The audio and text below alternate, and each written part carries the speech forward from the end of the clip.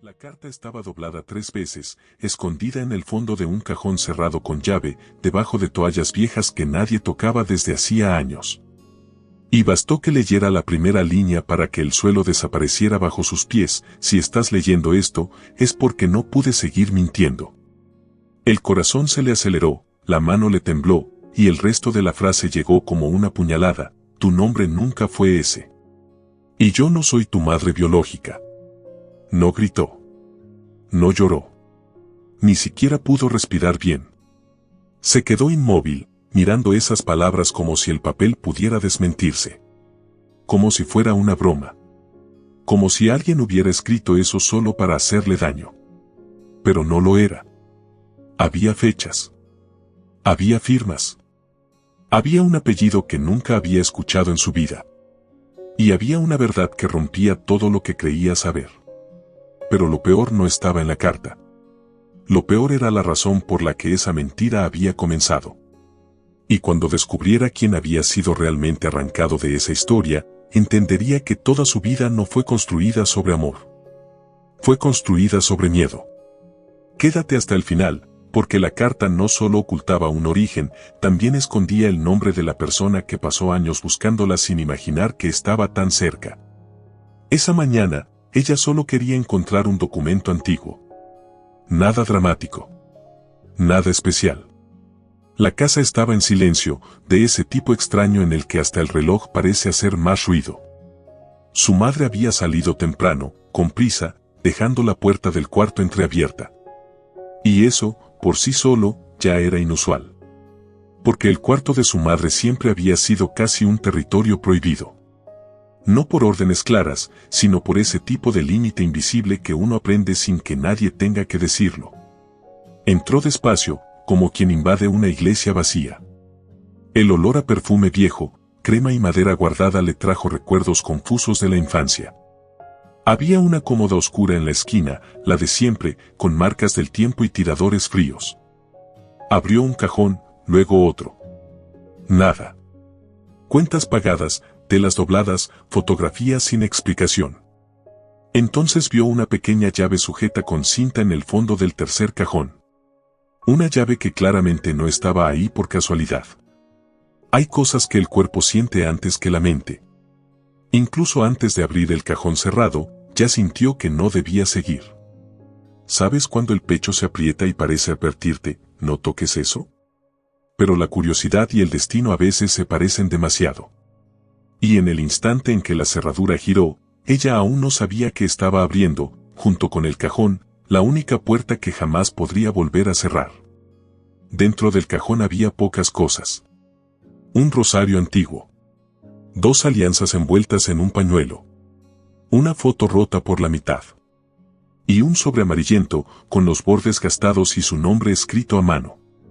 O mejor dicho, el nombre que ella creía que era suyo. La caligrafía era de su madre. La reconocería en cualquier parte, firme, bonita, controlada. Pero allí había temblor. Como si cada palabra hubiera sido escrita luchando contra algo mucho más grande que la culpa. El sobre no estaba sellado. Y eso lo hizo todo aún peor. Porque significaba que, en el fondo, esa carta estaba esperando ser encontrada. No ese día, tal vez. Pero algún día. Como si su madre supiera que ninguna mentira dura para siempre. Como si el silencio tuviera fecha de caducidad. Se sentó al borde de la cama, sintiendo los dedos helados, y sacó la hoja con cuidado, casi con miedo de romperla. Sin saber que lo que estaba a punto de romper no era el papel. La primera línea destruyó cualquier posibilidad de calma. La segunda le arrancó el apellido. La tercera se llevó toda su infancia. Y a medida que sus ojos recorrían el texto, todo empezó a confundirse, fechas que no coincidían, nombres que nunca se mencionaron, lugares que jamás había escuchado.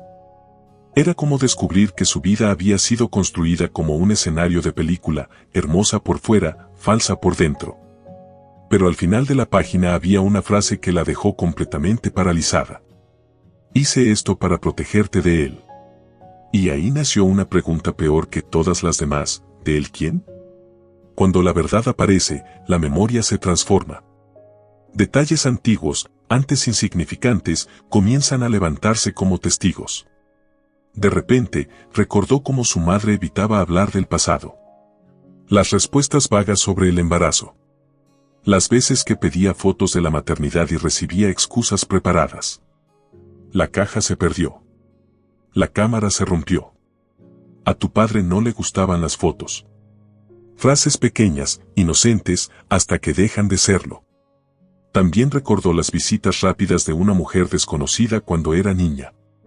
Una mujer que llegaba con los ojos rojos, una sonrisa demasiado triste para ser amable, y siempre llevaba un regalo sencillo, un libro, una blusa, una muñeca. Su madre decía que era una vieja amiga. Pero ninguna amiga mira a una niña de esa forma. No con esa mezcla de nostalgia y culpa al mismo tiempo. En ese entonces no lo entendía. Ahora, por primera vez, lo entendía demasiado bien. Y hubo un detalle que fue el que más le dolió, el espejo. Durante años había escuchado que no se parecía a nadie de la familia. Te pareces a algún pariente lejano. Tu forma de ser viene de otro lado. Tu cabello nadie sabe de dónde salió. Siempre en tono de broma, siempre con risas para aliviar. Pero ciertas bromas, cuando la verdad explota, regresan como una bofetada. Y ahí, sosteniendo esa carta, entendió que no solo había sido engañada. Había sido observada, comparada y silenciada durante toda su vida. Solo faltaba descubrir por qué. En medio de la carta había un nombre femenino escrito varias veces. No el de su madre. No el suyo. Un nombre extraño, pero de alguna manera familiar, como una canción escuchada demasiado temprano y olvidada con el tiempo. A su lado, una copia de un acta antigua, con manchas en los bordes. La miró una vez. Luego otra. Y la verdad se volvió imposible de negar, el nombre que aparecía ahí no era el mismo que había llevado toda su vida. Ni el apellido. Ni la firma. Ni el lugar de nacimiento. Es difícil explicar lo que ocurre cuando una persona se da cuenta de que incluso su propio nombre pudo haber sido elegido para ocultar algo. El nombre es casa. Es espejo. Es lo primero que aprendemos a responder. Y de repente, sintió que ni siquiera eso le pertenecía.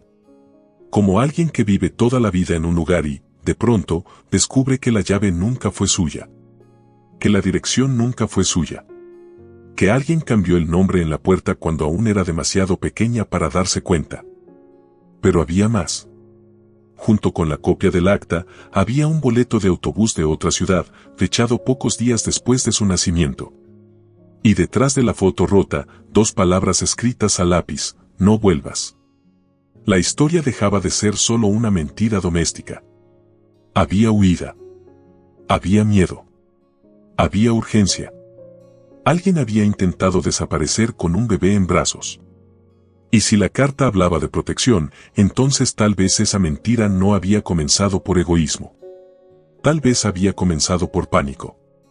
Pero, ¿pánico de quién? Caminó por la casa sosteniendo la carta como si fuera un arma apuntando a su propio pecho. No sabía si quería respuestas o venganza. No sabía si quería escuchar a su madre o salir corriendo y no volver nunca más. Tenía una sensación horrible de haber sido abandonada dentro de su propia vida.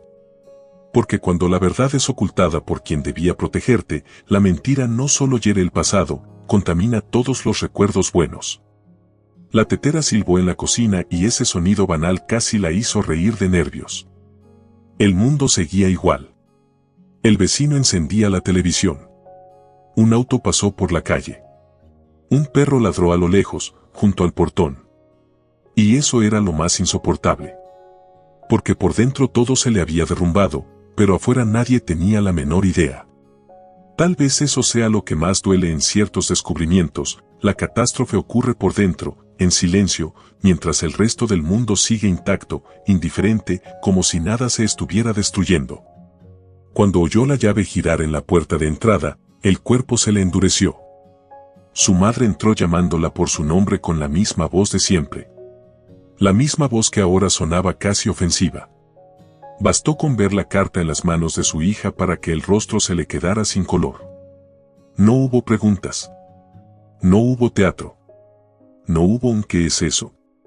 Hubo silencio. Un silencio feo, pesado, culpable. Y en ese instante entendió algo terrible: su madre había temido ese momento durante años. Lo que significaba que la carta decía la verdad. Pero la reacción de su madre revelaba otra cosa. Había más. Mucho más. Iba a decírtelo. Esa fue la primera frase de su madre.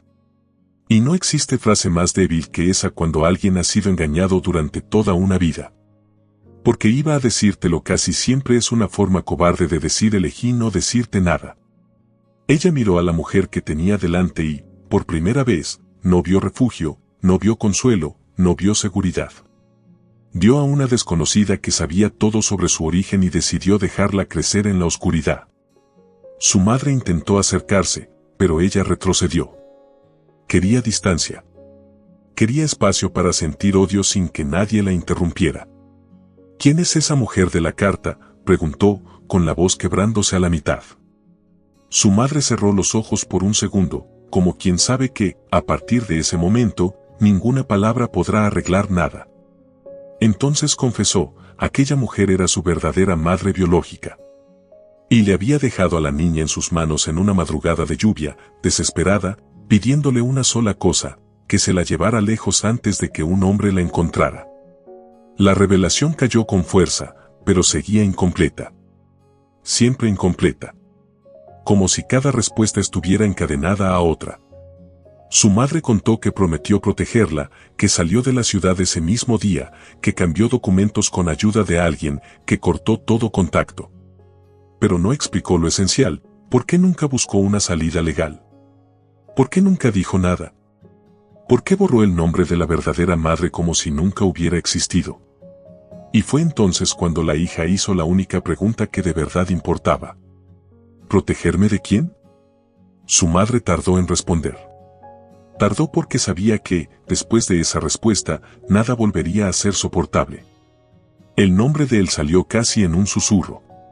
Un nombre que ella nunca había escuchado, pero que su madre parecía haber llevado atorado en la garganta durante décadas. Según la historia, ese hombre se había involucrado con su madre biológica cuando ella aún era muy joven. Al principio parecía cariño. Después se volvió control. Después amenaza. Después violencia.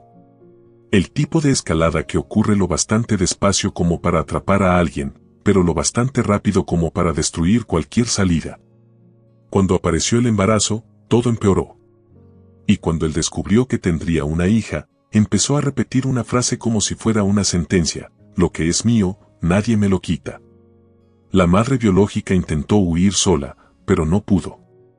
Fue entonces cuando buscó ayuda en la única persona en la que todavía confiaba, la mujer que, años más tarde, sería llamada madre por esa niña. Las dos se conocían desde adolescentes. Eran casi hermanas. Y aquella noche, con la bebé todavía muy pequeña, hicieron el pacto más desesperado de todos: una entregaría a su hija, la otra desaparecería con ella. Estaba mal. Era ilegal. Era brutal. Pero, según su madre, parecía la única forma de mantenerla con vida. Solo que había un detalle que nadie se atrevía a mencionar. El hombre no desapareció. No olvidó. No se rindió. Buscó a la niña durante años. Cambió de ciudad, consultó registros, siguió pistas, interrogó a gente del pasado. Y aunque nunca llegó hasta ella, su sombra siguió presente en cada decisión que se tomó. Cada cumpleaños sin fotos. Cada cambio de escuela. Cada trámite de documentos aplazado. Cada silencio. El problema es que, cuando alguien construye una vida huyendo del miedo, termina creando otra prisión. Y ella ahora estaba atrapada dentro de esa prisión. Murió creyendo que algún día volvería a encontrarte.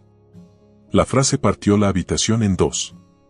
La hija se quedó inmóvil, incapaz de aceptar que había una segunda pérdida escondida dentro de la primera. Su madre biológica no solo existió. No solo luchó. No solo la amó. Murió sin poder abrazarla otra vez. Murió sin decir su propio nombre. Murió sin explicar nada con su propia voz. Todo lo que quedaba de ella ahora era una carta, una foto rasgada y un vacío imposible de llenar. Su madre contó que recibió noticias de ella durante algún tiempo, a través de mensajes indirectos, siempre con extremo cuidado. Después, el contacto se cortó. Años más tarde, supo por terceros que había enfermado. Sola. Consumida por el miedo y el arrepentimiento. Y entonces llegó el detalle que más la aplastó por dentro: la carta que había encontrado no era la única. Existía otra, escrita por su madre biológica poco antes de morir. Una carta dejada específicamente para su hija. Una carta que la mujer que tenía delante había escondido durante todos esos años. La hija sintió que la sangre le hervía. Hasta ese momento todavía intentaba separar la mentira de la protección. ¿Pero ocultar la voz de su propia madre biológica? ¿Ocultar sus últimas palabras? Eso no era solo miedo. Era elección. Control. Apropiación de la historia ajena. ¿Dónde está?, preguntó, casi sin voz. Su madre volvió a dudar. Y cuando alguien duda dos veces frente a la misma verdad, es porque sabe que el siguiente golpe será peor que el anterior. La segunda carta había existido. Pero ya no estaba allí. Y la razón era devastadora. Su madre confesó que había quemado la segunda carta en una noche de desesperación, muchos años antes. Dijo que tuvo miedo. Miedo de que su hija descubriera todo demasiado pronto. Miedo de perderla. Miedo de que el pasado regresara entero. Miedo de que, al conocer la verdad, dejara de llamarla madre. Ese fue el momento en que la hija entendió que era lo que realmente había sostenido aquella vida falsa. No era solo protección. Era amor mezclado con posesión. Cuidado mezclado con egoísmo. Sacrificio mezclado con cobardía. Hay mentiras que nacen para salvar, pero crecen para dominar. Y ella lo vio con claridad en ese instante. Sí, tal vez aquella mujer lo había arriesgado todo para protegerla cuando era un bebé. Sí, tal vez la había amado de verdad en cada paso, en cada fiebre, en cada noche sin dormir. Pero en algún momento, la misión de cuidarla se convirtió en miedo a perderla. Y el miedo a perderla convirtió a la verdad en una enemiga. Lo peor es que esa mezcla lo confunde todo. Porque cuando quien te hirió también te amó de verdad, el dolor se queda sin lugar. No cabe solo en el odio. No cabe solo en el perdón. Su madre se derrumbó en lágrimas, intentando tocar a su hija, pidiéndole que la entendiera. Pero hay escenas en las que entender no es posible el mismo día. La hija salió de la casa sin bolso, sin abrigo, sin rumbo. Salió con el pecho a punto de estallar y con la sensación de que le habían robado dos veces, una, por la violencia que la arrancó de su origen, otra, por la mentira que le impidió saber quién era. Pero en la calle, con el viento golpeándole el rostro y la cabeza hecha un caos, recordó algo que su madre había dicho al principio de la conversación. El hombre todavía podía estar vivo. Y si seguía vivo, entonces la historia todavía no había terminado. En los días siguientes, hizo algo que nunca imaginó: comenzó a investigar su propia vida como quien investiga la desaparición de alguien. Reunió nombres, fechas, documentos, ciudades. Volvió a la foto rasgada. Amplió la imagen. Comparó firmas. Buscó registros antiguos. Cada pequeño hallazgo dolía, pero también le devolvía algo. Como recoger pedazos de sí misma esparcidos en años de silencio. No era solo curiosidad. Era necesidad. Necesitaba saber si aún existía alguna prueba, algún recuerdo, alguien que hubiera conocido a la mujer que la trajo al mundo. Así fue como llegó a una ciudad pequeña, lejana, casi borrada del mapa. Allí encontró a una mujer mayor que reconoció de inmediato el antiguo apellido del acta. La mujer guardó silencio por un largo momento antes de decir: tiene sus ojos. Eso fue suficiente para derrumbarlo todo. Porque por primera vez alguien la miraba sin duda, sin improvisación, sin una historia inventada. La señora le mostró una caja con fotos viejas, recortes, notas y un pañuelo bordado con las iniciales de su madre biológica. Era poco. Era casi nada. Pero para alguien que creció sin verdad, casi nada ya parece herencia. En el fondo de la caja había una noticia antigua de periódico mencionando el nombre del hombre violento.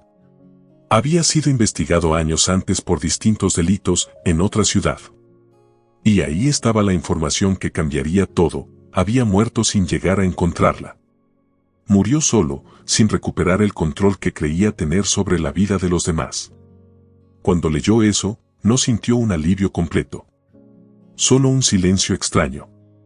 Porque la justicia tardía no devuelve la infancia. No devuelve cartas quemadas. No devuelve abrazos perdidos. Pero al menos cerraba una puerta de miedo que había permanecido abierta durante décadas. Y ahora quedaba la pregunta más difícil de todas: ¿qué hacer con la mujer que mintió, pero también salvó su vida? Meses después, volvió para hablar con su madre. No para borrar lo ocurrido. No para fingir que la herida había desaparecido.